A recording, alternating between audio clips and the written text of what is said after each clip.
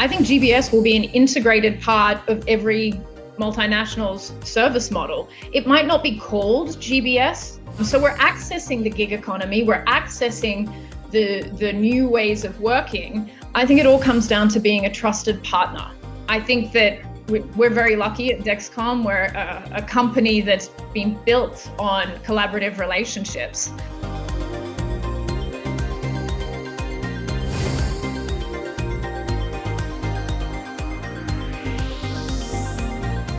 Welcome to GBS Masterminds Podcast Season 4. Today we have our guest Jessica from Dexcom. Jessica, would you like to introduce yourself? Thanks so much, Sashi. Yeah, pleased to be here.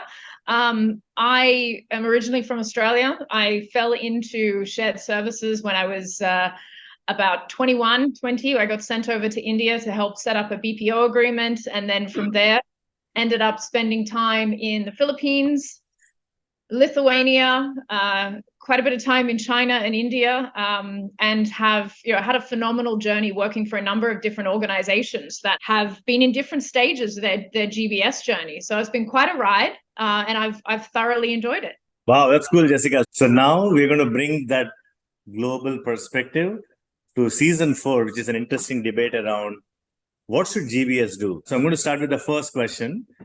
So do you think GBS leaders should act like entrepreneurs and take their services externally? Or do you think it should be continue to be like an internal organization supporting your company? I believe that it should be an internal organization supporting our company. I think that there's a tremendous amount of value that you can get out of the partnerships that you have with third-party providers.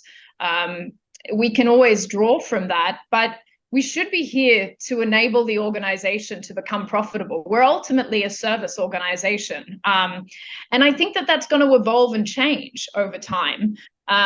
We'll become closer to the business, and we're seeing that at the moment. Our experience is that we're being asked as well to become much closer to our business partners. But that doesn't mean to say that we shouldn't have an entrepreneurial mindset, because I think that's what makes a successful GBS really successful, is when their leaders are really looking internally and externally at what's happening in the environment and helping to shape that for their organization. And that requires that you have a focus on your organization's needs. Got it. So I guess maybe like taking that further, Jessica. So if GBS does not go external, which is the likely for most GBSs, what do you think is the future end state of GBS? Like maybe like not tomorrow, 3 years from now, but if you had to put your best guess, a decade from now, what do you think GBS would look like? I think GBS will be an integrated part of every multinational's service model. It might not be called GBS. They might be considered as center offices or operational hubs, but the framework that GBS has provided us and that we've developed and cultivated over the past 20, 30 years is something that every organization is going to draw upon. And it depends a little bit on the type of organization that you have. So whether that organization is in a growth state or an enablement state, these are the things that will derive what the GBS model should look like for a specific organization. And I've seen a few different ones during my time in shipping and logistics who are very margin focused. So that was labor arbitrage, cost. With Dexcom, it's a really unique environment where we're dealing with such huge growth globally and trying to balance that with how we continue to enable the organization to grow at such a rapid pace while staying focused. Got it.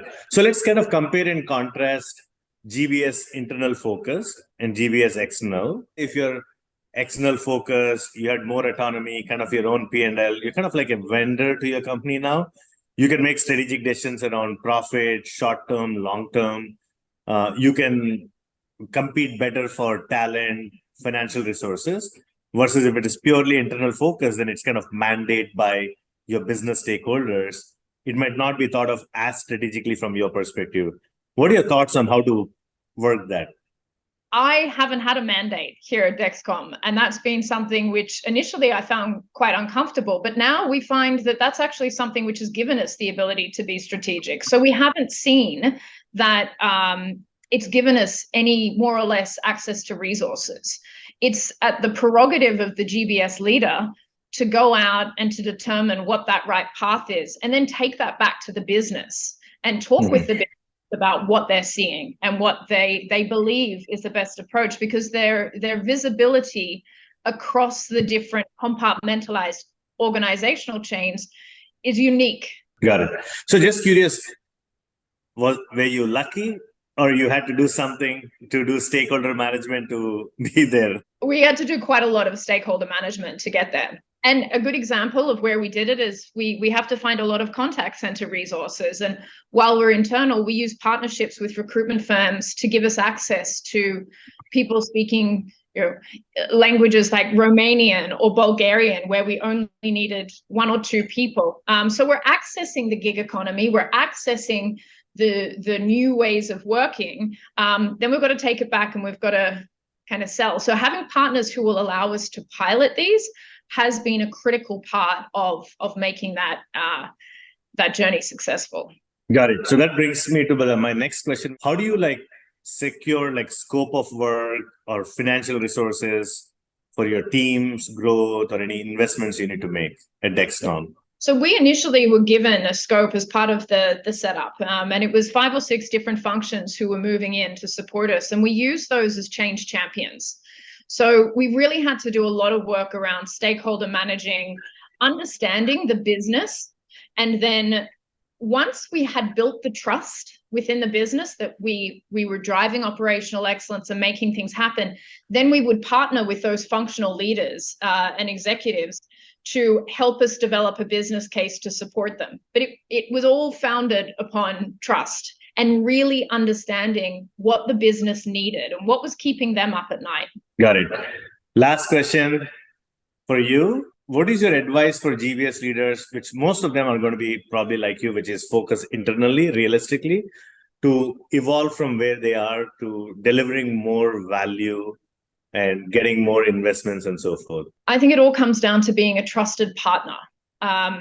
Once the organization understands that your prerogative is to continue to enable them to focus on the business at hand and bring new ideas and things to the table for them, that relationship becomes a lot closer, and it's much easier to then suggest new ideas, to challenge the status quo and to bring things forward.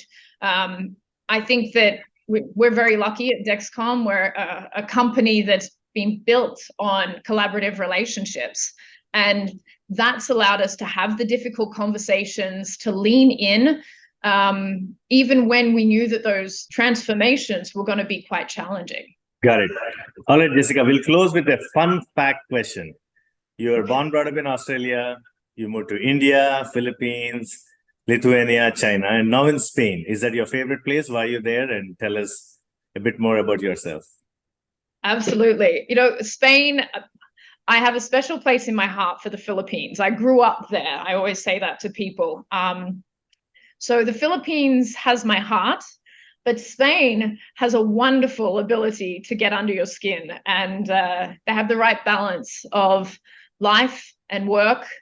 Great weather. I love it here. So I can't complain. Awesome. Jessica, thank you so much for being our guest. We know how busy you are. We really appreciate it. Appreciate it. Thank you for having me here. I enjoyed it.